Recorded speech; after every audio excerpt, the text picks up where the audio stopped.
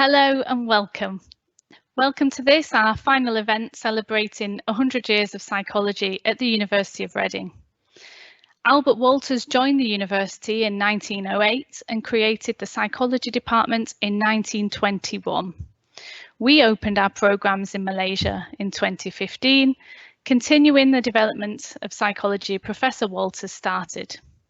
We're delighted to host this panel discussion on the future of psychology in Malaysia as part of our series of online events. Links to the recordings of previous events can be found at the end of today's session.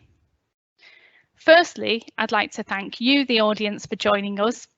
We'll discuss some topics for around 45 minutes and then we'll take some questions. You can submit these as we talk using the question and answer chat box. Feel free to tell us who you are and where you're joining us from today. Are you a psychology student? Are you thinking of becoming one? Or perhaps you're a practicing psychologist or even someone from a ministry? We'd love to know.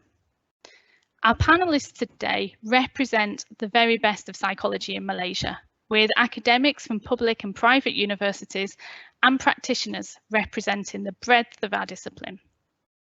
Let me introduce you to them. So first we have Associate Professor Dr. Wan Shahzad Wan Sulaiman, who's based at UKM, University Kebangsaan Malaysia, which is the birthplace of psychology in Malaysia.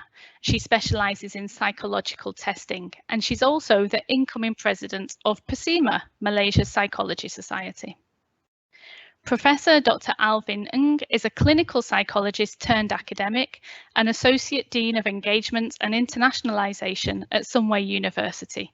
He was also the founding president of the Malaysian Society of Clinical Psychology.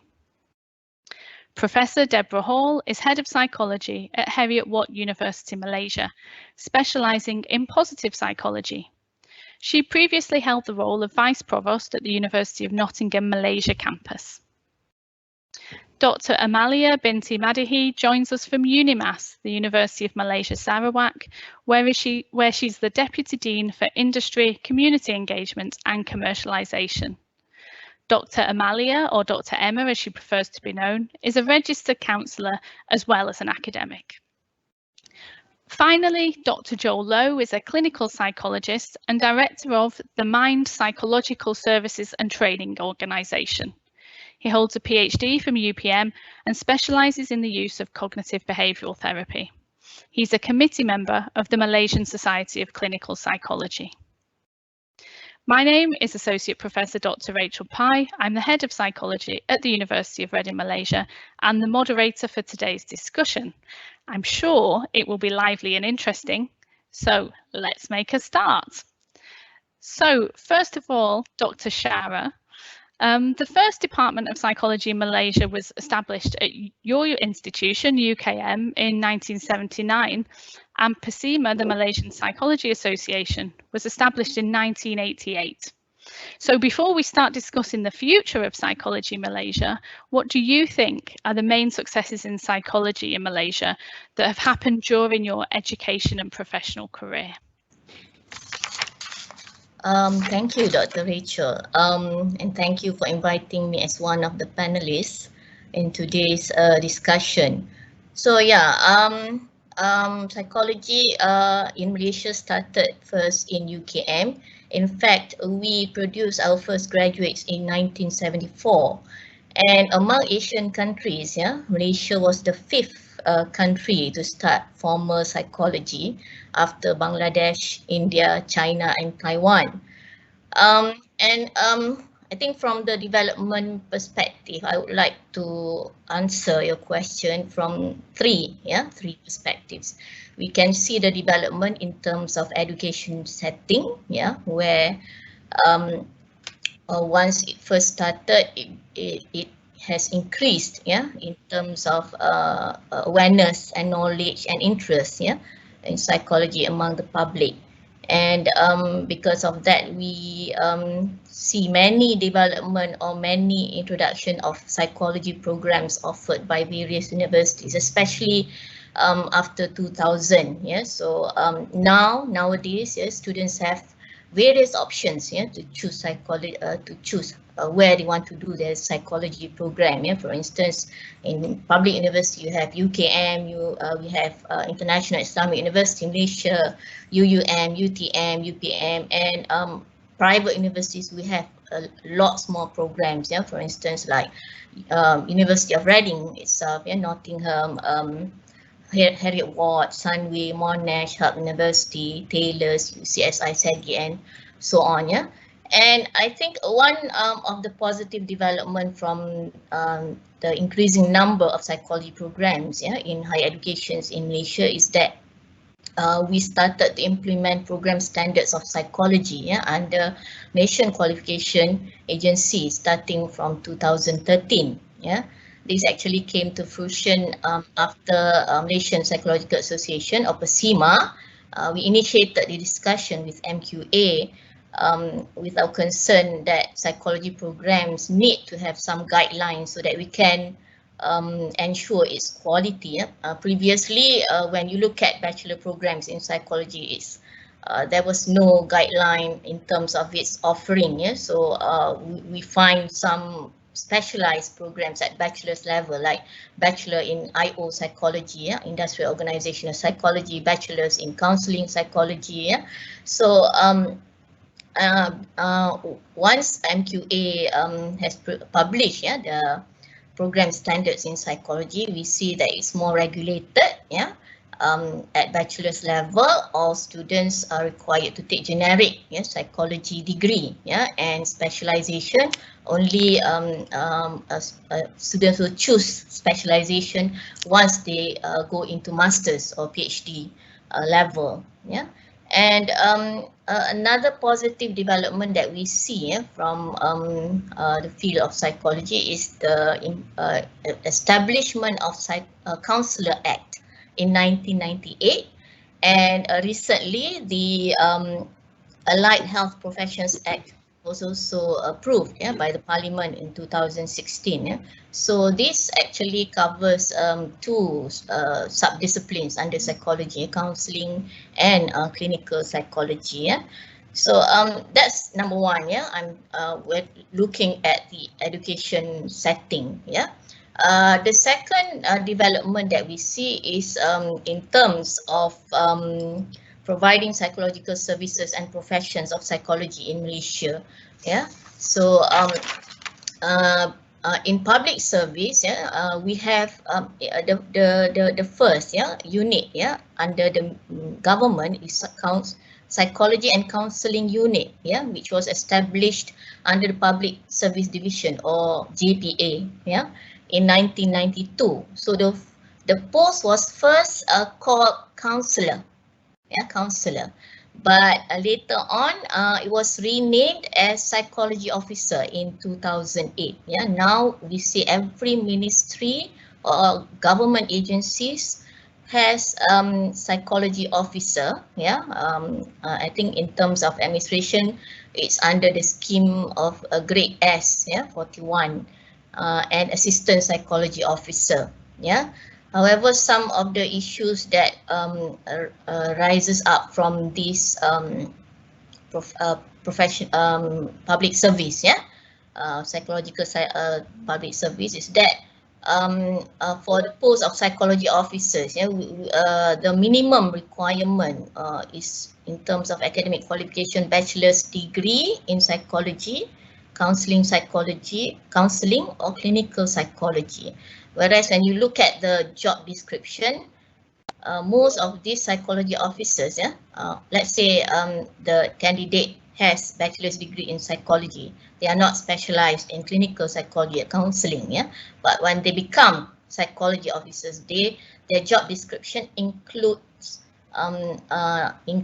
them to conduct counseling sessions, yeah, doing training, which at bachelor's level we say that this is not their competency yet. Yeah, so these are some of the mismatch, yeah, between academic qualification and the practical service. Yeah.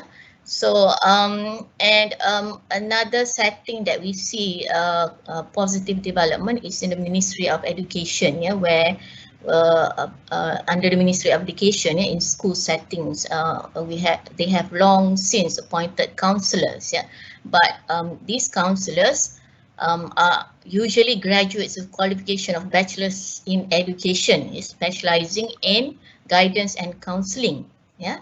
So in recent years, the Ministry of Education, I think it started in 2013, Ministry of Education has allocated posts for graduates with bachelor's degree in psychology because they acknowledge the needs of doing psychological assessment, diagnosis with school children with learning problems, ASD, ADHD, and so on. Yeah? So when we talk with Ministry of Education, they say that graduates with bachelors of education, yeah, in guidance and counselling, they are not trained, yeah, to do assessment and diagnosis in terms of learning problems, yeah, among school children. So I think as far as the development of psychology in terms of education setting, in terms of government government appointments, yeah, we see there's a need, yeah, and they acknowledge the role of psychology graduates and psychologists, yeah. But we also see some rapid developments among the private practitioners also, who have clinics, yeah, psychology clinics, yeah, counseling clinics that offer services to the public. I hope that answers the first question. Back to Thank you, you, Dr. Rachel. Sharat. Yeah, so let's move on to Professor Alvin. What do you think the successes have been? Thanks, Rachel. Dr. Rachel. Sometimes I forget we're in Malaysia and yeah, we've got titles to use. All right, well, thanks for that. And in terms of how we have developed over the years, I echo Dr. Wan Sharazad. Thanks for sharing the history. In fact, here's a bit of trivia about how UKM's psychology started. Those of you who are in the clinical psychology field and you do lots of child assessments, you would come across the textbook by Jerome Sattler. So Sattler was a Fulbright scholar who came over to Malaysia in 1973, and he helped set up the psychology department at UKM. And he's still alive now, still alive and kicking, and still doing lots of research and writing books on assessment for children. Anyway, in terms of development, yes, we have come a long way. There's been a lot more recognition for the need of psychology graduates and also professional psychologists. Although I feel that we still have a long way to go when it comes to educating the public and the government about the difference between psychology as a discipline and psychology as a profession. It's something that I think we all need to get together and start educating as many people as possible, because there's just too much association of the word psychology with just mental health and counseling.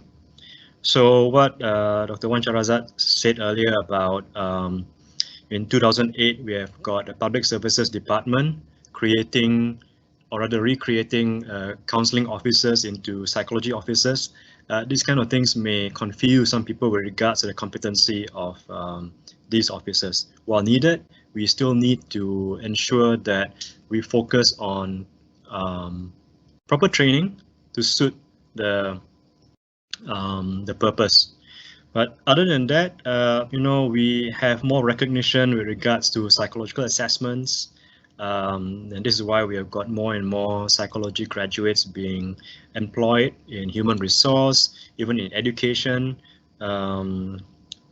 Wan Sharazad talked about Ministry of Education. So we have psych graduates recognized as knowing how to come up with psychological testing and measurement methods. They are able to provide information to teachers and human resource management people on how we can measure human beings, mind and behavior. So there's more recognition of that kind of things, which is good, and hopefully it develops further. That's it from me for this Friday afternoon. Thanks, Prof. Alvin. So next we have Prof. Deborah from Heriot-Watt. Hi, thanks Dr. Rachel for that kind introduction. So, oh gosh, it gets harder as you go around the group because I don't want to repeat the comments that have already been made by Dr. Shara and Prof. Alvin. So let me try and just make some kind of new comments that represent my own personal reflections on the future of psychology here in Malaysia. And maybe I could start off with perhaps an international perspective. I studied psychology in the UK in the mid-80s. And I came to Malaysia only recently, 3 years ago. So my experience of psychology in Malaysia is fairly recent, but of course I learned from my esteemed colleagues about the history and development of the discipline in Malaysia. Having worked at 2 of the UK 5 universities here in Malaysia, both the University of Nottingham and currently Heriot-Watt University. I guess what I've seen in Malaysia since 2000 is the growing number of international universities who have been attracted and welcomed to establish branch campuses or partnerships here in Malaysia, and we have a number of those universities now. As I said, we've got 5 UK universities, 3 of which offer undergraduate and postgraduate programs in psychology, and we have a number of universities from Australia as well. What does that mean for students? Well, I think it certainly offers choice to students about doing a local psychology degree, or if a student chooses to study at one of those international campuses, then they have an opportunity to study an international curriculum that may have been developed in the UK or Australia or elsewhere, but studying within the Malaysian context.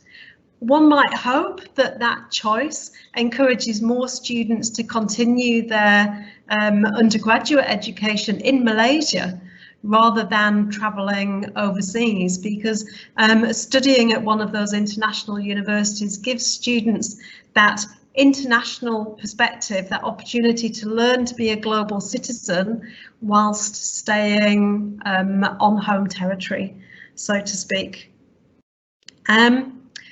I think that choice is very healthy for the psychology profession as a whole. Dr. Shara talked about the Malaysian standards and the MQA and how that has really raised the bar in terms of the curriculum and the standards of curriculum offered by the public universities, and in fact all universities in Malaysia offering psychology.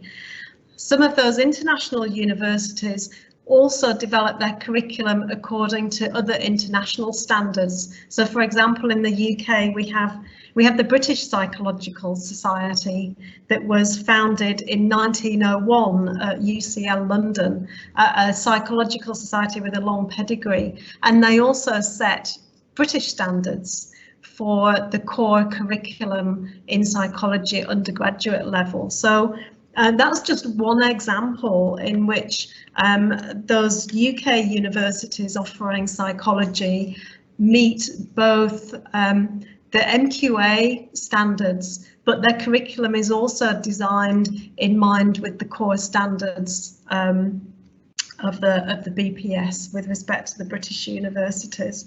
So I think that understanding of quality and that choice that is given to students to have that international experience on home territory is a really great move to see, and I hope that we attract more students to study psychology in Malaysia.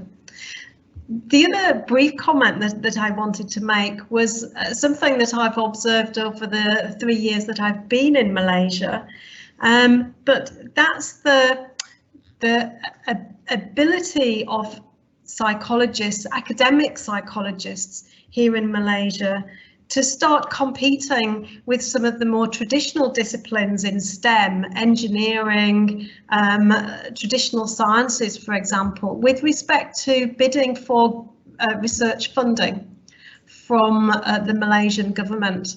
And in particular, there are very popular schemes like the Fundamental Research Grant Scheme, FRGS, which is a very competitive scheme. It funds basic research, asking very fundamental questions. And it's been really great to see over the time that I've been here, my psychology colleagues being successful in bidding for those FRGS grants, which to me shows, firstly, that psychology can compete with the standard traditional sciences in terms of research competency of staff, the recognition of the value of psychology within the government, within the panelists who review those grants within the Ministry of Education. And that kind of increased profile of psychology, which I hope will grow. So those are my kind of two observations in response to your question, Dr. Rachel. Thanks, Prof. Deborah. So now we move over to Dr. Emma. Okay, hi, can you hear me? All right, great. Okay, I kind of like lost somewhere just now. Thank you very much for inviting me. I guess when Dr. Shara and everyone is speaking, responding in Malaysian context, but I think it would be great as well if I can comment or give feedback in the Borneo, yeah, because since that I'm from UNIMAS, and then how the psychology grow and develop, and of course my first feedback on this is very positive. And as UNIMAS as well, we are actually we just recently offer psychology program for undergrad programs, so which is something, it's a positive movement, and definitely we need to I guess we need to bridge, yeah, we need to find the bridge how psychologists, the professionals such as other professionals such as counselor, and you know, to work together for the betterment of our society. I just want to let everyone know I am not psychologist, surprise, but I am a registered counselor in Malaysia. But definitely we need psychology knowledge and disciplines in order for us to understand human being better. So I guess these are the things that I think talking about engagement with international, definitely UNIMAS, we have a number of engagements with international university and also local university, focusing on psychology. I guess psychology is a very developed, I would say, in Malaysia. If people are talking about psychology right now, people are talking about the needs, the psychologists in every sector, not only in education but also in organization. I guess the thing is that how we as the educators, yeah, to shape our students, to design our program so that the graduates are able to accommodate the needs of psychology. So I think it will be a very short response from me, Dr. Rachel. So I guess in terms of education, a professional, we really need this psychology, and definitely we need to think of the future psychology, and in Borneo it is growing positively. Thanks, Dr. Emma. So Dr. Joel, you are last but not least, but that is the unenviable position to be in. So I'll hand over to you. No worries. Thanks for having me. Right. So I think compared to everyone else here who's super experienced, been in the field for a long time, I'm a practical baby in all of this, right? I've only been practicing for about 10 years now, right? And also, unlike many of you guys, the previous speakers, I'm also a private practitioner. I'm not affiliated with any universities, So I think my perspectives on it is a bit different in the sense that I think my views on it is really from the clinical perspective. I'm a clinical psychologist myself, so I see clients on a regular basis. And I think in the past 10 years or so, I think what's been really encouraging to see is the fact that in the general population, the acceptance or the openness to talking about psychology, engaging with psychology, mental health has improved tremendously. And especially in this past years during this pandemic, the lockdowns and all that.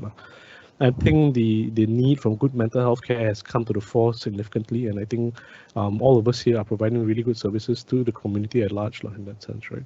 But I think as good as a service we can provide, it's not going to work unless the committee is open and ready and willing to engage, and they definitely are, which is very fantastic to see. I think the other observation I have also is the fact that, when I first wanted to study psychology, my father was the typical Chinese businessman. No, don't study psychology, do law or business or medicine, something safe and calm and relaxed, that kind of thing, right? And I fought him tooth and nail to become a psychologist, right? And now you see parents with young kids who are entering college, they're asking good questions. Oh, can my child study psychology? Is it a good profession, right? And I think those kind of changing conversations, changing narratives is a good sign. That means people are opening up to it and realizing that it's a legitimate and really useful career here in Malaysia, right? So I think from my perspective, that's what I have to share. Thank you so much for the opportunity. Thanks, Dr. Joel. So we've got quite a few things to talk about, really, but I guess one of the things that that ties us all together is this idea of what psychology really is. So we talked a little bit about how there's this overwhelming sort of understanding of psychology as being a clinical psychologist, a counsellor, but it's actually a much broader subject, and how program standards have helped promote that breadth. But I'm sure you all agree that the general public doesn't always really understand what psychology is and what it can do to benefit not just people with mental health issues, but industry, education, media. So how do we go about, as psychologists ourselves in Malaysia, how do we approach changing people's understanding of what psychology is? Who'd like to go first from the panel? No one's volunteering.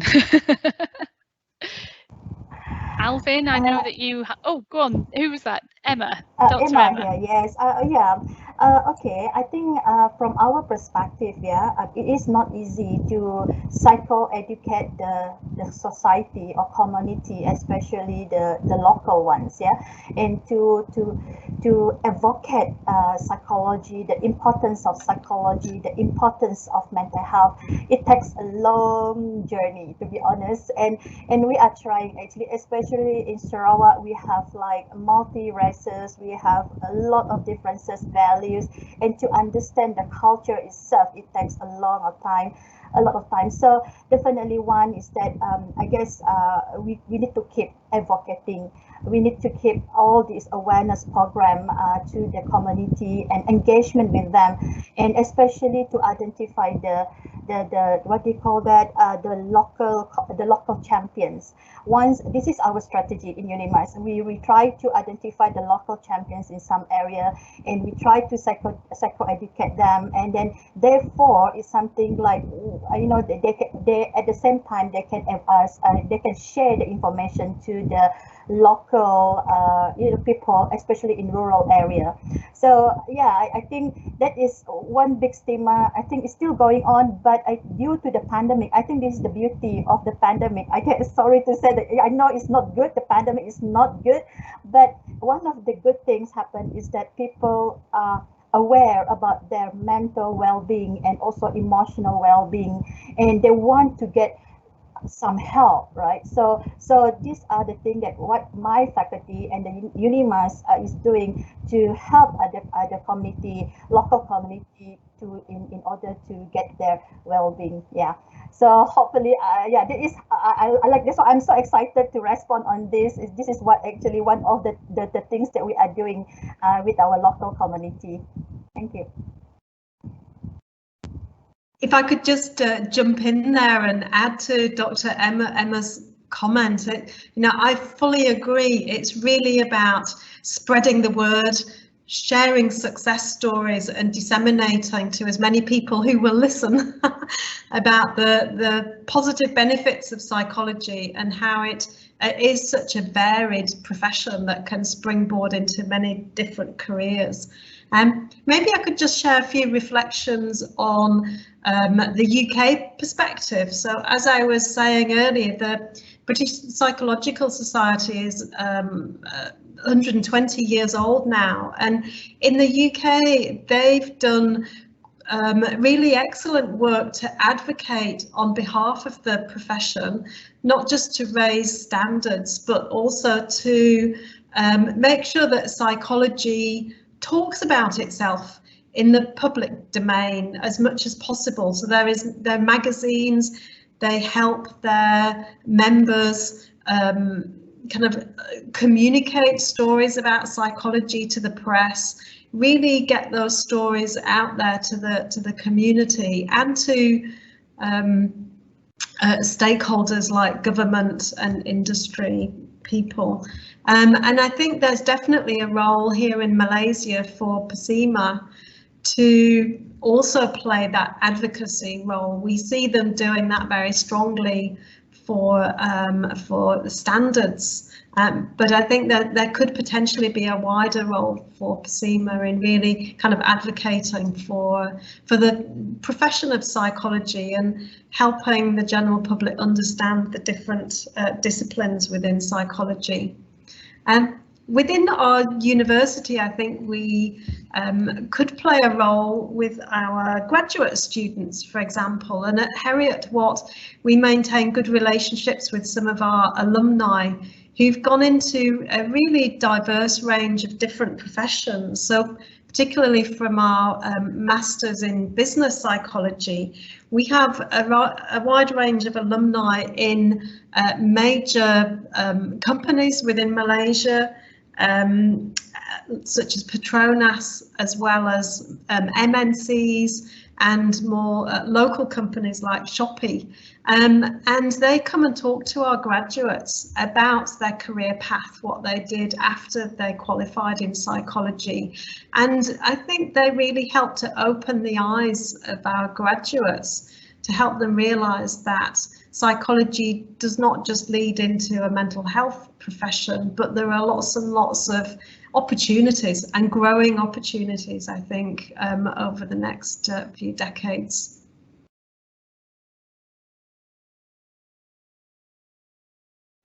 Alvin? Yeah, Prof. Alvin. Rachel. That's fine.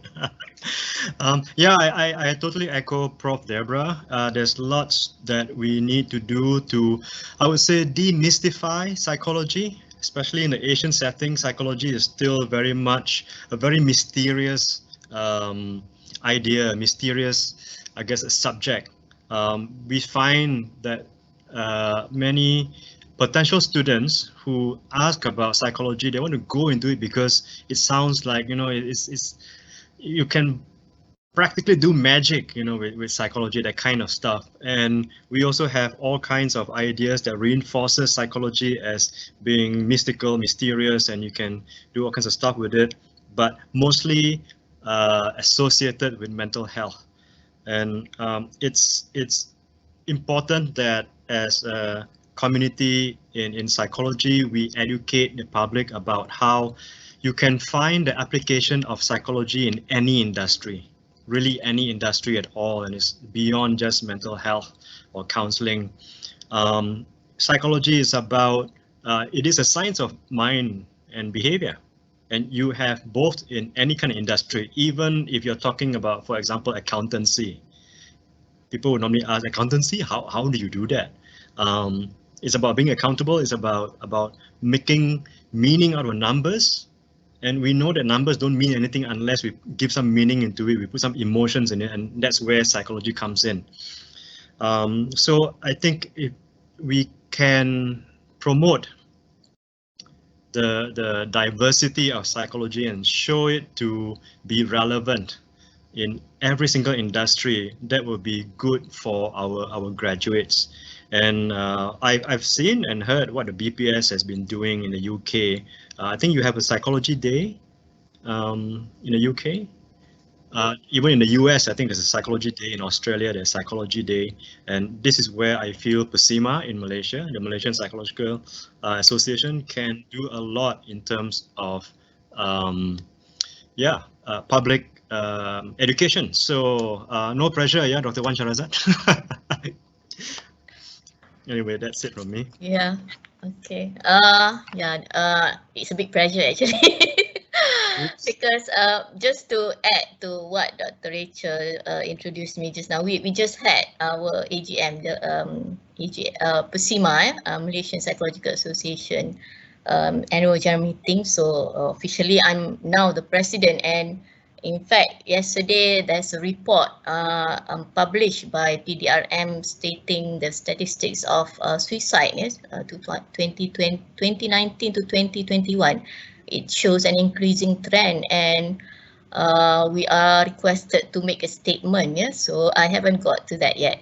But to answer about misconception about psychology, yes, we see many misconceptions, or the understanding about psychology actually is not that holistic among the public. Recently, some of my colleagues, we conducted a webinar about career path in psychology to higher school students who just obtained their results in SPM. Yeah, so there's actually a lot of misunderstanding about what psychologist is, counselor is, psychiatrist is. Yeah, so we have to correct that understanding. Yeah? For instance, psychiatrist, you need to have a bachelor's degree in medicine. Yeah. And the roles of the different roles of psychologists, counselors, when they talk about mental health issues, they don't equate them with clinical psychology. It seems like very popular word in psychology, which is not equated with clinical psychology. So and apart from that, our public is not exposed to various subdisciplines in psychology also. We have cognitive psychology, industrial organizational psychology. Some organizations understand or equate industrial organizational psychologists as human resource management, human resource managers. And also we have subdiscipline in forensic psychology, but most people in Malaysia, it's not that popular yet. Forensic psychology, when they relate with crime, usually they will relate with forensic sciences, which is totally different. So these are some of the misconceptions that we see among the public, that once they study psychology, then they would know. That's why we emphasize that bachelor's degree, we give exposure to the generic knowledge, theories, perspectives, approaches in psychology, rather than jump into specialization. So which is actually the benchmark that we did for MQA is actually based on APA, BPS, and APS also. So I think that's one of my sharing about some misconceptions and misunderstanding about psychology so far. Thank you. Thanks, Dr. Shara. Joel, you are a clinical psychologist. You're representing all the practitioners out there, and we're all saying there's more to psychology than just clinical psychology. But from a clinical psychologist perspective, I'm sure you agree the breadth of psychology is still necessary for you to practice. Do you want to talk to us about that a little bit? Just to check, can you guys hear me okay? Because my computer's lagging. Okay, great. Yeah, I think that's actually absolutely true. I think while clinical psychologists we are the more popular field, I would think, because I think we're the most forward-facing field, right? I think whenever there are difficulties in the community or in the individuals, clinical psychologists, counselors, we are the first line of defense, so to speak, and so psychiatrists as well. So I think because of that forward-facingness, that's why we are the more well-known or more popular field of psychology. But truth be told, I think we're only able to do what we do because of everything else that's being done in the background, right? From cognitive research, social psychology research, any kind of research that you can think of, right? That all comes together in accumulation of a body of work, a body of knowledge or evidence that allows us to do the kind of good works that we do with our clients and the populations that we service in that sense, right? And I think if we don't have all of that, I think we'd be grappling around the dark, right? Trying to help the people that we can do, right? And I think what's also important nowadays is that, especially as a clinician, right, and because of the lockdown, because of the COVID situation, I think clinical psychologists and counselors out there are getting a lot of airtime because people are curious about the human situation, right? What's going on? Are they coping well with the stresses and all that kind of good things, right? And I think what I've learned, or my experience so far, is that I think as all of us, as clinicians or psychologists or anything that's in the mental health field, like any one of us in the mental health field, we need to be very flexible, very be psychologically flexible in the sense that we need to be able to adapt to different situations, right? I think it's not enough for me to just regurgitate my knowledge as a clinician, right? Which, I study about disorders, psychopathology and things like that. It's not enough for me to do that, but to apply that knowledge in a practical way where everyone can access it as well, right? And I say that because it's no point if I just regurgitate the DSM back to the client, the community, and they just stare at me funny and they don't get it, right? So, for example, one thing that I do tell my team members is that whenever we do any workshops or talks or any engagements with the community out there, if we are not able to convey this idea to them, it's not going to work. So our rule of thumb has always been, if your grandmom does, if you're trying to explain this to your grandmom or your granddad and they don't get it, means you're not doing it right, and you need to work at it better, try and convey your messages better. So I think that's important because, like I said, our body of knowledge is thanks to all the research that's being done so far, and we apply it with our clients. But I think it's important that we are then able to apply it in a practical, effective manner. Thanks, Dr. Joel. I think as moderator, I wasn't intending to give my own opinion, but I'm going to now anyway. And I think one of the things when we're explaining to potential students what psychology is and why it's useful, I always say, it's the breadth of what we do. Every workplace has people in it, and therefore psychology is relevant to every industry. But I think psychology is unique in that you are learning about people, but you're also learning to, as Alvin was saying, interpret numbers and make sense of data. And that's where I think that psychology really has a unique role to play as a discipline in all societies and contexts. Going back to some of the conversation that we had earlier, we were talking about international links, and traditionally psychology, because it's quite a new discipline in Malaysia, a lot of psychologists have studied abroad internationally, and Prof. Deborah was talking about how international branch campuses like University of Reading Malaysia and Heriot-Watt give people more choice, and people can stay in Malaysia. But I think this whole idea of internationalisation, it's super important in psychology, but how does that impact on Malaysia? There are negatives as well as positives.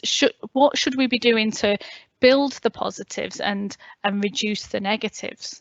Does anyone want to take me up with that challenge?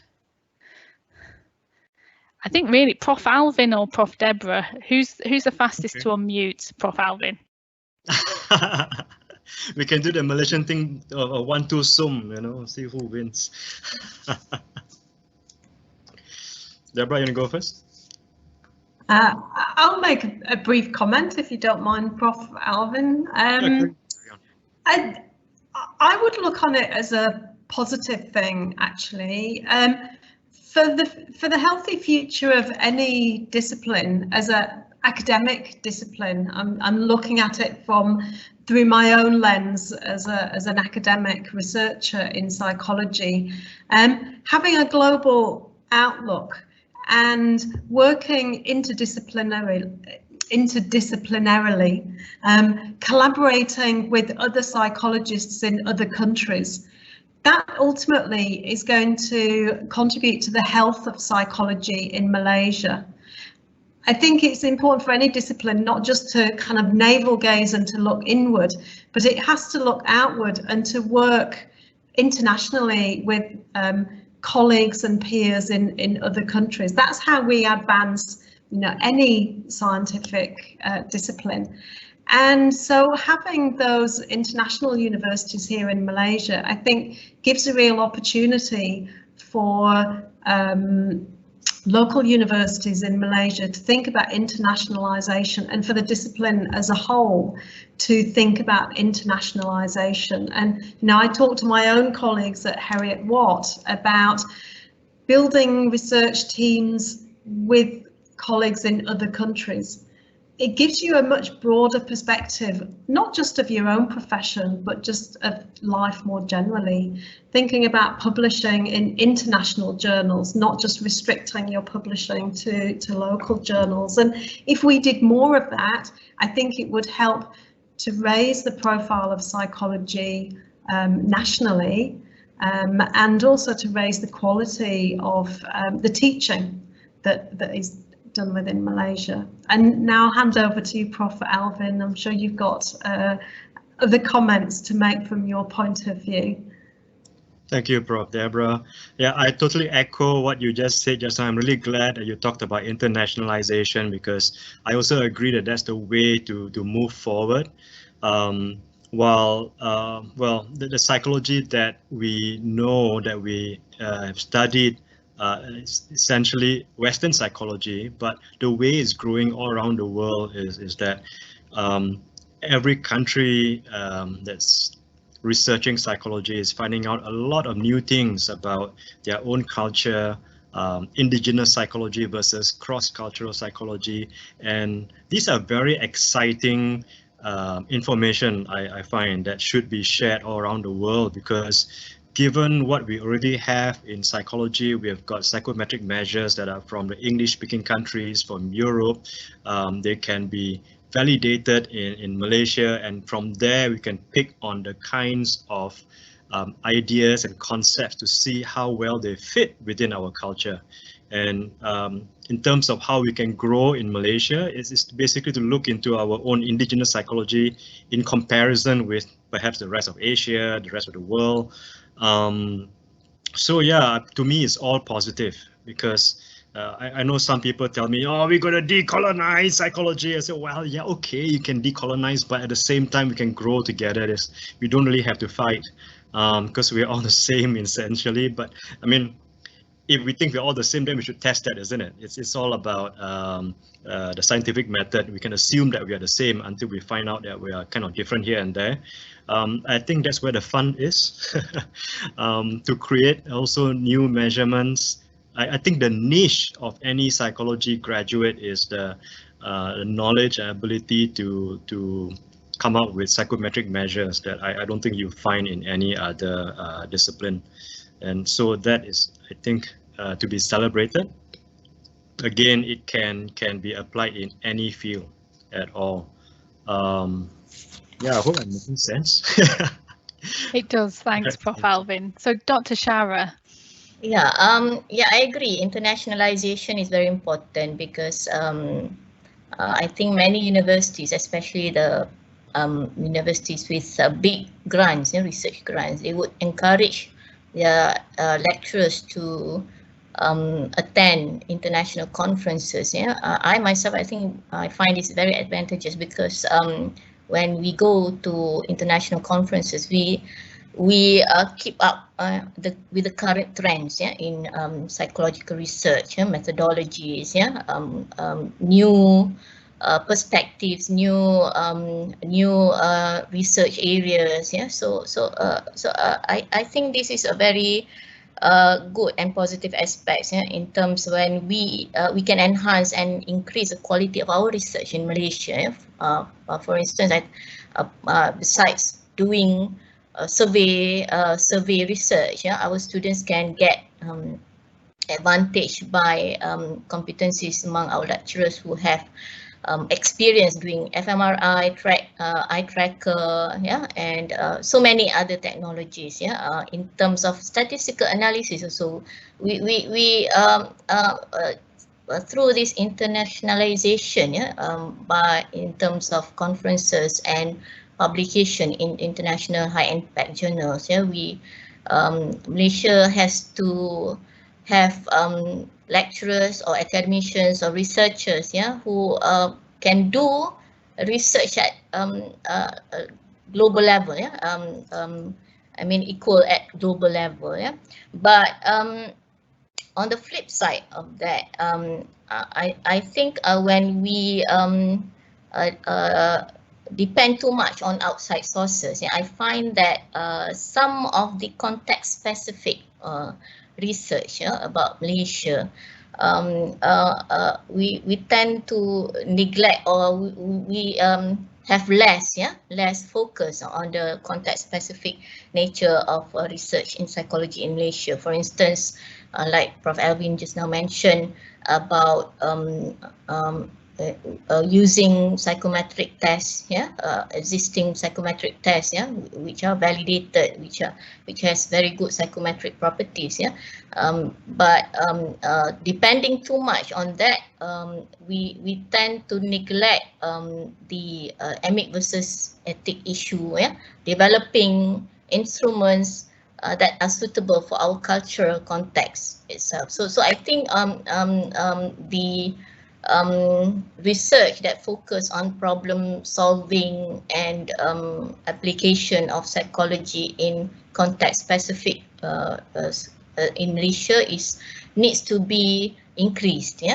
We need to encourage more of our lecturers in psychology to do context specific, and even when we engage with agencies, various agencies in Malaysia, requesting us to do research for their to overcome to think up of strategies, like National Anti-Drugs Agency, the Malaysian Correctional Malaysian Prison Department. Most of them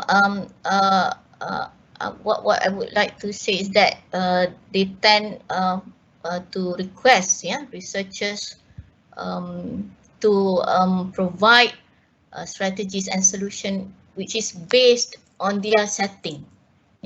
So in those areas, the research needs in those kind of contexts is very important for me.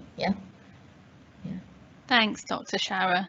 So with an eye on the time, I'm going to lead us on to the topic of the whole discussion, which is the future of psychology in Malaysia. So we've talked a lot about what's happened in the past, what's going on now, but what changes are coming up that psychology needs to be at the forefront of? What's the next big problem that psychology can help with, or the next big research area that we should be tackling? Who wants to go with this one? I want to follow from Dr. Wan Sharazad. I think she's got a very good point there about looking inwards, our indigenous cultural measurements. We don't have enough. There's a tendency to be very simplistic about psychometric measurements, where we just take something from the Western world and say, okay, we'll apply it here in Malaysia. But there's heaps of opportunities for us to develop our own psychometric scale, especially with replication being kind of like going plateauing in the West, and we are only just starting to crank up our engines. It's going to be quite tough, I think, to catch up, but we have got lots of opportunities to build our own measurements in Malaysia, while at the same time also finding out more about indigenous psychology. We have I think enough textbooks from the West. It's really high time that we grow our own understanding of who we are in Malaysia. I think we should start with that, because that's like a fundamental. Sorry about all the ding dongs, signals. But yeah, it's a fundamental thing that we need to focus on, and to do it in a collective manner. That hopefully, my I guess vision would be to have all departments of psychology in Malaysia working closely with PSIMA to come up with strategies for research that can grow together. We each have got our own, I guess, niche areas that we can focus on, and together we can contribute to a larger development of psychology in Malaysia. I think that would be great. And this is why it's important to support an organization like PSIMA, because it's about bringing psychology together. And given that we have got more and more departments of psychology, I think we'll have this kind of capacity to grow further. So yeah, I think for me the next big thing will be just to focus on the science of psychology as a collective. I'll just go with that, because having too many other things would be just way too much. But fundamental is fundamental. Yeah. Thanks, Prof. Alvin. I know that Dr. Emma wants to follow up with you there. Right, yes, thank you. Regarding the future of psychology in Malaysia, in terms of the quality of education, I don't have any doubt, to be honest. This is my personal opinion. Due to that, we have our own standard, we have our own direction. But it would be great, yeah, I think in my opinion, this is kind of like, what do you call that, a vision. Hopefully this is the real vision in the future. We hope that there will be like an act for the psychology. There will be psychology board, so that, because they are professionals to me, yeah, they are professional, like counselors, we are professional, medical doctors, they are professional. If they are board, when there is board, and they are protected, the psychologists are protected when they are provide the services, when there are, you know, any complaints or anything. So I would see from that professionalism, so the act of psychology most probably, and also the board of psychology. And I think, Dr. Rachel, allow me just for 1 minute to echo for your previous question, yeah, regarding the internalization. I positively, I think it's very positive when we receive our education overseas, and then with the impact, the positive impact that I can see, I can observe now, is that those lecturers, those academic, you know, they really open their mind, and then they give a lot of ideas to the students. In fact, in university, we have activities like student mobility. They go international as well. With the help of technology, actually the students, the staff, actually we can go international. So I guess with the technology, definitely psychology will grow, the discipline will grow, and then the communication, the networking will grow. That is my prediction. I think it's on the way, actually. Thank you. Thanks, Dr. Emma. Prof. Deborah. Thanks, Dr. Rachel. I just wanted to pick up briefly on one of the comments that Prof. Alvin made when he was talking about seeing the future of Malaysia with respect to developing measures that are relevant to the culture here in Malaysia in order to really do good quality psychological research. And I absolutely agree with that. Having done some of my own research on cross-cultural adaptation of different measures, I know how important it is that you have a word-for-word translation or equivalence of measures, not just simply word-for-word translation. Things have to mean something to the audience or the participants that you're kind of evaluating and assessing. But there's a whole science around actually doing that, and doing that really well. And looking at or drawing on some of my own experience, you know, when I've done that work of developing new instruments or modifying existing instruments, I've worked with clinicians, I've worked with medical statisticians, I've worked with epidemiologists, and I'm not sure whether we've got, maybe there's a pool of talent within Malaysia with all of that expertise, but if there isn't, then really kind of I can't emphasize enough about internationalisation. You know, I've spent my own career when I don't know something, I try and find people who do have those skills and work with them. And I think if we could draw some of that talent into Malaysia, but with us as psychologists driving the research agenda and driving those research questions, then that would be a really great future for Malaysia, where our psychologists are contributing on an equal standing to those international researchers. That's what I'd really like to see. Thanks. Brilliant. I think we'll stop this first part of the session there, because I think you summed that up really nicely, Prof. Deborah. But we've got quite a few questions coming in from the audience, and I invite the audience to ask any further questions that they might have quickly now in that question and answer box, while our panelists just have 5 seconds to have a quick glass of water. So while those are coming in, shall we start? We've got some coming through. There's quite a few coming through, so I apologise in advance if I miss yours out.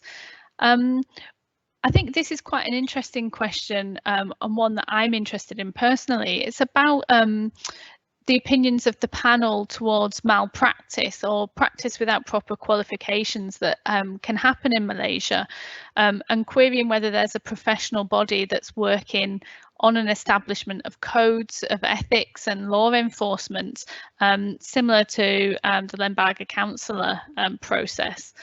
So obviously this is probably a good one for Joel to answer as our representative from the Malaysian Society for Clinical Psychology.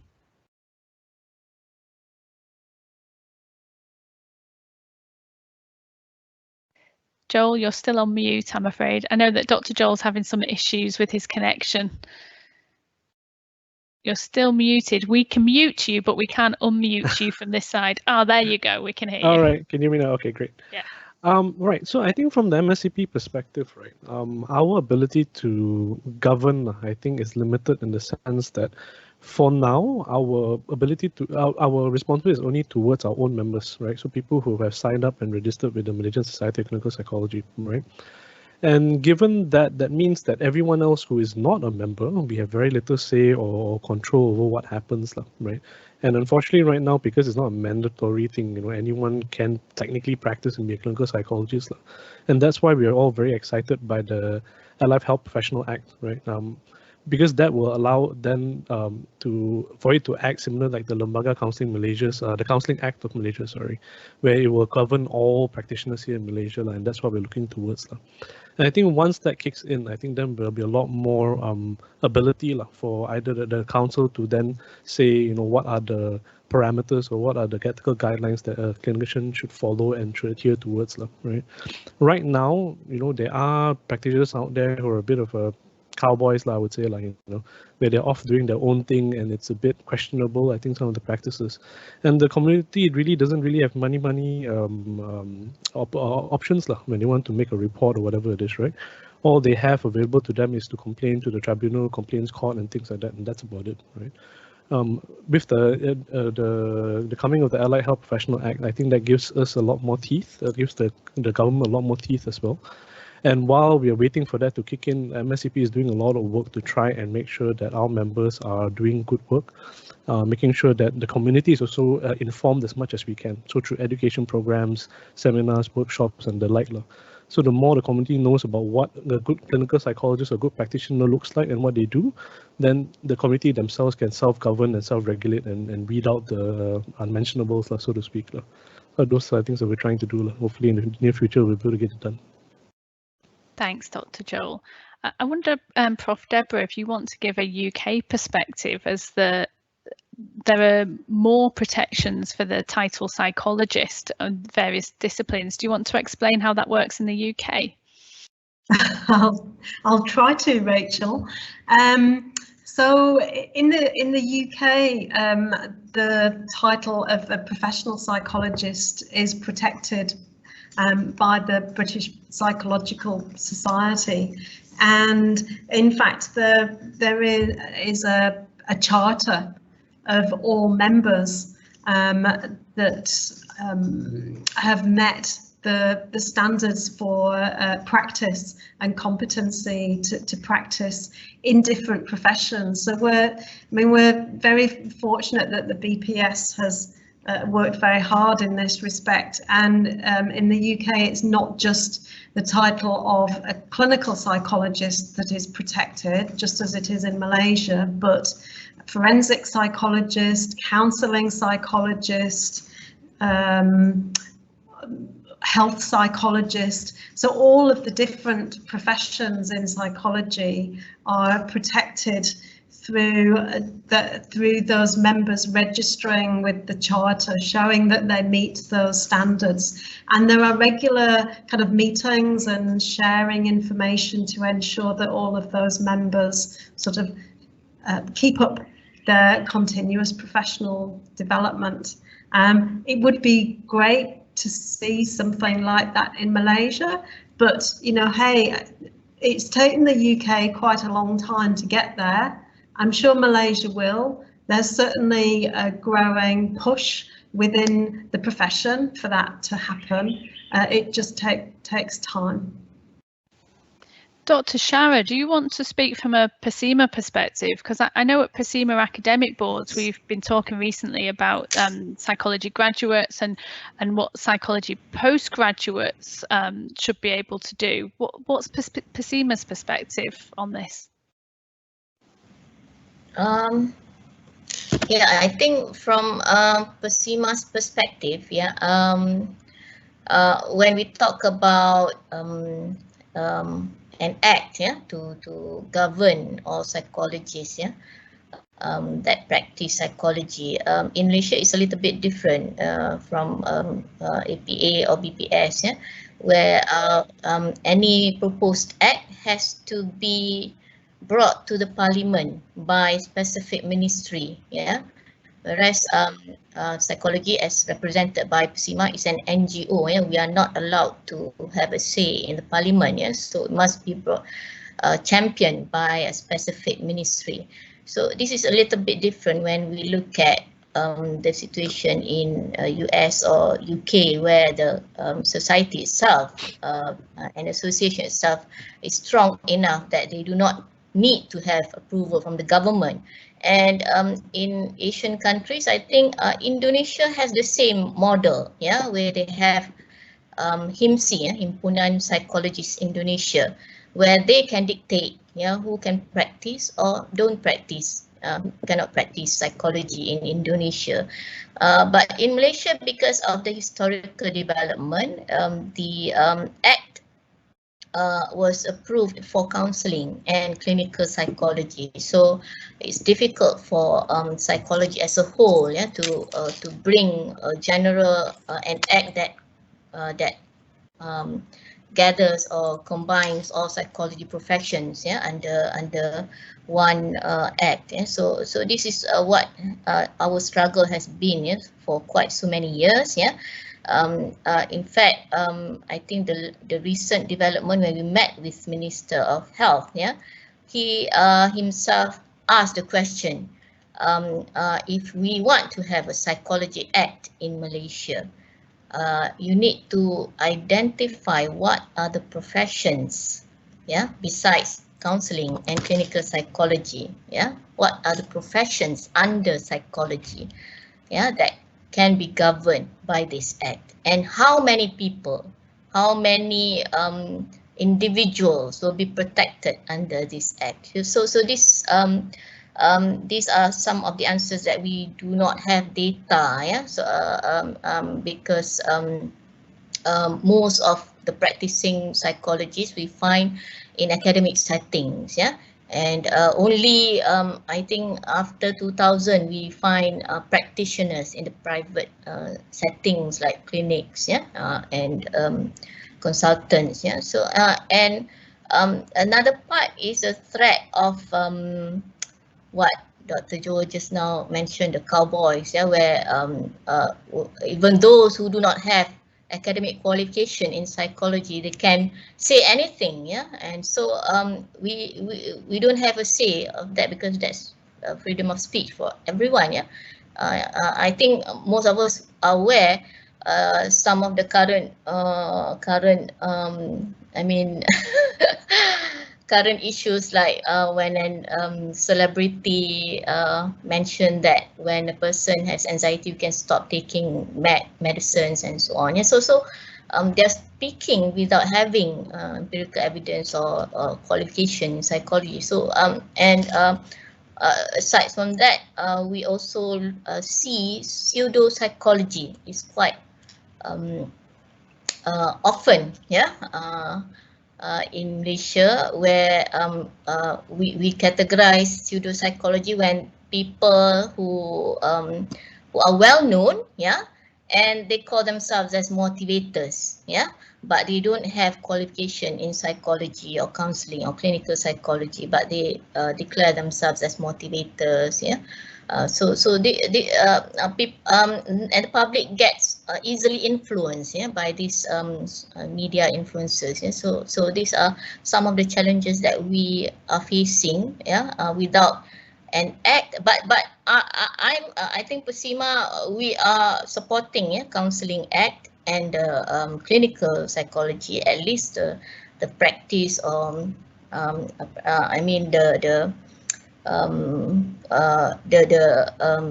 mental health and the counseling setting. Yeah, there are acts that can govern all those who are involved in that. Yeah, so yeah, I think PSIMA, we are still struggling, but yeah, I think maybe we can look at a model from Indonesia, from BPS and APA, yeah, to see how they finally manage, yeah, to get chartered psychologists knowledge, yeah, to practice psychology. Yeah. Thank you, Dr. Shara. We've got quite a few questions coming in, perhaps unsurprisingly, about career pathways into psychology, some from current students of psychology, some questions from students who are doing diplomas or are thinking about doing psychology at degree level. So we've got some specific questions about how you become a clinical psychologist, and also some questions about what else you can do with a psychology degree. So I'm going to ask Prof. Alvin to answer this one, because he has his foot in clinical psychology and academia. All right, so the question is, how do you become a clinical psychologist? Yeah, and also what are the other options available? Okay. Well, this is like one extra talk in itself, so I might take about 2 hours to answer. Anyway, long story short, how do you become a clinical psychologist? You need to have a basic degree in psychology and generally do pretty well in it, and then go on to do a postgraduate degree in clinical psychology and make sure that that degree in clinical psychology allows you to practice as a clinical psychologist. There are many degrees out there that are called like masters in clinical psychology, but if like say you're doing an MSc in clinical psychology in the UK, you're not going to be qualified as a clinical psychologist there, because in the UK you must have a doctorate in clinical psychology. But in Malaysia, somehow we allow you to have a master's in clinical psychology and practice as a clinical psychologist if you were to get your master's in Malaysia. But if you get a master's in the UK and you come back to Malaysia, you cannot be considered as being able to practice as a clinical psychologist, because you have not demonstrated a competency to practice as one. So we usually focus more on the competency rather than the name of the degree. That's very important, because clinical psychology is a profession. So you need to have competencies. It's not just about how many A's you got in the masters. That doesn't tell you whether you are able to run an assessment and write up reports and stuff like that. So that's just clinical psychology in a nutshell. What else can you do with psychology? Like I said earlier, if you've come in early enough, it can be used in any industry. You've got behavior change that's needed in any industry. So you can be in leadership, you can be in industrial organizational, which is sometimes in human resource, or it can be in training. You can go into artificial intelligence, you can go into the military, you can go into sports. Of course, there's forensic, many more. Education.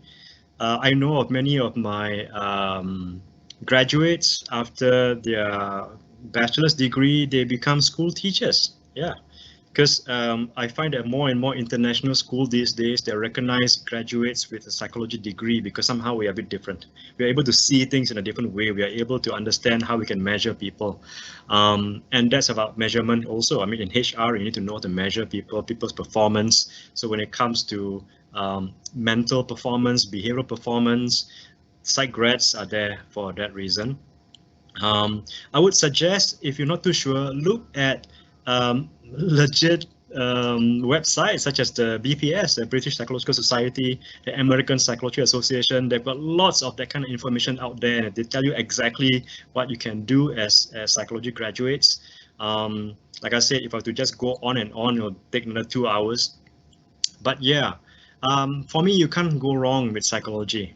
especially if you don't know what else to do with your life. Just take psychology and things will fall into place, because it's about people, and not just people. It can also be about animals, because there's such thing as comparative psychology, comparing between animals and humans, the behaviors, how we function. And of course, we can go into biological psychology, something very important, neuroscience, because without the brain we can't function. And we know that there are lots of areas now that are going into neuroscience because of artificial intelligence. My goodness, there's so many things. Advertising, you want to know how people look at a certain thing so that you can get their attention. Sales and marketing, you need to know how to close your sales so that people will buy your product, like lots of your product. You need to use lots of social psychology in there. So yeah, by all means, you're not sure where to go into, do it. If you want to get your hands dirty and be very active in wanting to do something, not necessarily clinical psychology. Dr. Joe will tell you, there's lots of report writing, lots of writing thesis like every day. It's crazy. But if you want to go in there and get to do things like counseling, go do counseling, that's fine. Or you might want to move into occupational therapy, where you help people to get from not functioning so well to functioning better in the community. But yeah, there's community psychology, there's health psychology. My goodness, there's so many things you can do. So yes, take on a bit of my excitement, go forward and go look for more information. Otherwise, I'll keep on talking and talking and talking. All right, back to you, Rachel. Thanks, Prof. Alvin. I think you got us all excited then. I think the message is, if you're not sure where you want to go, make sure that the degree that you do in psychology is broad and rigorous. It's about the breadth and the rigor, because really to do anything in psychology well, you have to go on to postgraduate study, but having that very solid foundation means that you can move in all the directions that you might do. And many psychologists change their career paths during their career, like Prof. Alvin, like Dr. Emma, doing practitioner work and academic work at the same time. We've got a great question from the audience about, and it kind of links into what Prof. Alvin was saying about the future of psychology is looking at Malaysia and developing tools to use in Malaysia. But what happens if you're not very strong in Bahasa Malaysia? So what about the different languages in Malaysia? And do you have to be proficient in BM, or is it fine to speak a variety of other languages? Who'd like to answer that one? Okay, I think I can respond to that. So I guess that's what friends are for, right?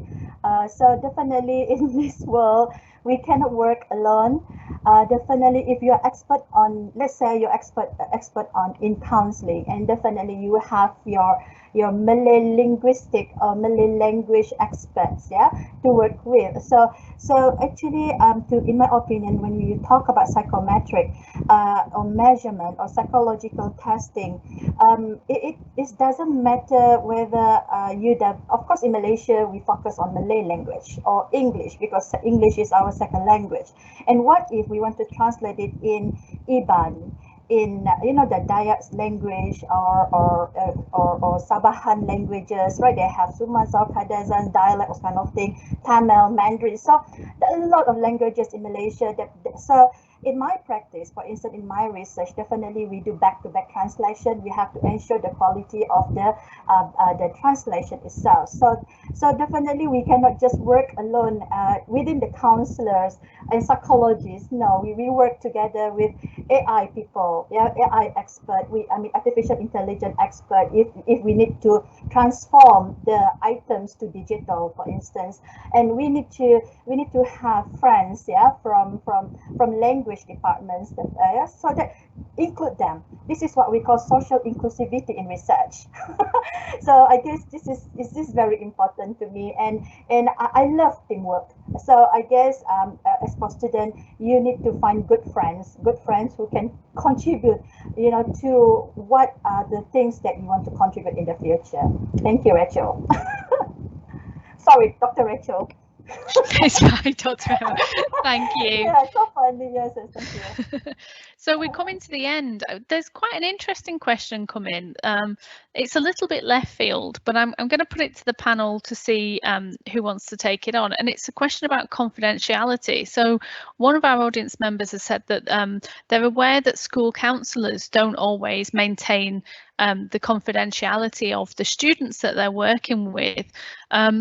You know, what do the panel think about this? And I think this can really, we can answer this with reference to the future of psychology in Malaysia from an ethics perspective. So anyone fancy answering that one? Everyone's being very polite. So Dr. Rachel, okay, since the question is relating to school counselor is very close to me.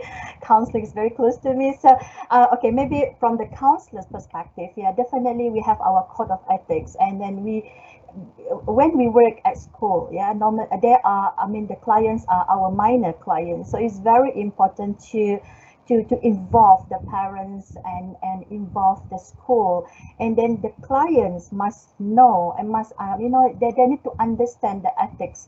The school counselor need to explain to the minor client. So I guess the confusion, the worry, the concern from the school, from the students, I think the confidentiality, this kind of thing, I guess we have to respect the client first of all, and then we need to tell them that, okay, I am a school counselor. Similar in university, yeah, people, the students come to us, and then there are limit there. There are definitely there is a confidentiality. There are limit of what do you call it, the content of session. There's a limitations, yeah, that we have to break the confidentiality. So I guess when we're talking about school counselor or school counselor itself, we need to educate not only the school counselor but also the students and also the parents, also the school itself, also the ministry, because I know that this information is they need the data, you know, but it's very important for us to respect the client, especially the minor client. We need to explain them in their language, you know, so that they comprehend what actually counseling is all about, and then how can we help them. And yeah, I think that's the ecosystem, that process needs to be very transparent, so that there's no, like, they feel betrayed by their own school counselor. So that's why we also receive some complaints, you know, that they don't trust the school counselor, therefore they go to, you know, other counselor outside. So that's my response to this one. But I'm sure the psychologist or clinical psychologist, Dr. Joel or Prof. Alvin, you may respond to this from your perspective. Thank you, Dr. Rachel. Thanks, Dr. Emma. Dr. Joel? Can you guys hear me? Yes. All right, great. So I echo what Dr. Miller said as well. I think confidentiality is a big part of the work that we do with our clients. I think with children, the issue then becomes the fact that because they are minors, then the responsibility of the information and data actually goes to the parents, the guardians, right? So then they have rightful access to the information, and for good reason as well, because the idea here is that with children, sometimes, you know, they need some assistance, they need help, right? And there's some issues that they would need support from their family members and the guardians to take care of, right? But I think as we move forward, I agree totally with what Dr. Mele said just then, right?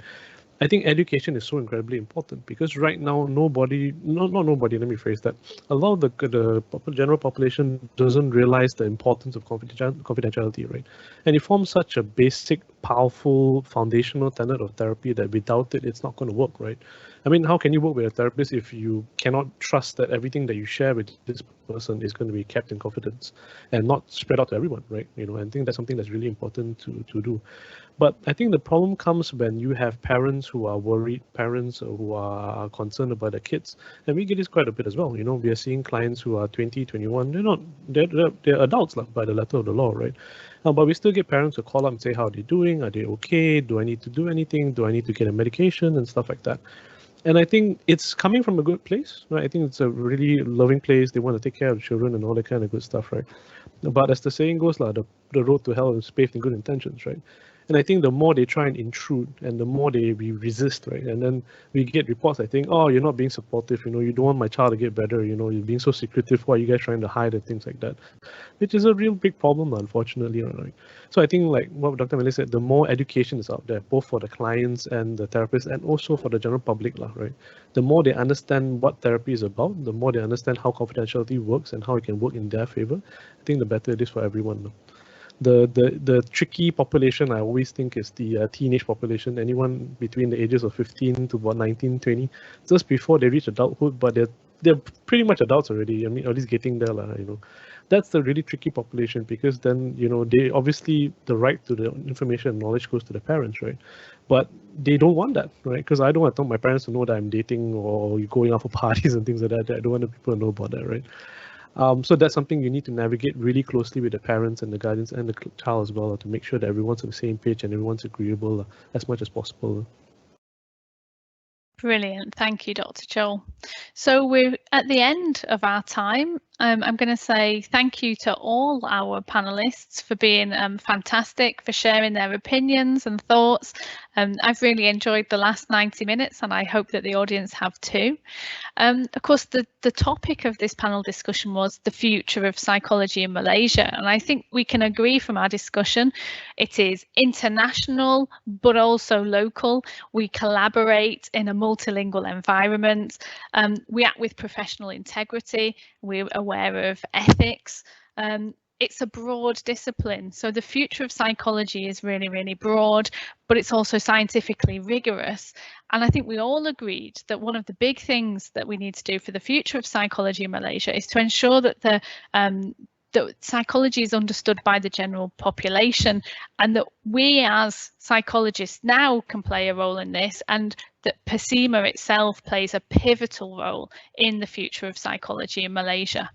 So I hope that you all agree with that, and I hope you, the audience, have enjoyed the chat as much as I have. A recording of this panel discussion will be made available in due course. You can follow us on Facebook and Instagram and LinkedIn, and it will be up on our University of Reading Malaysia YouTube channel in due course. So again, thank you to all our panelists. I've really enjoyed today's session. I was quite nervous before it started, but I'm super excited now, back in love with psychology, and thank you for everyone to come in and attending today. We appreciate all the questions that you asked. Apologies that we didn't get through them all. Thank you so much. Take care. Goodbye.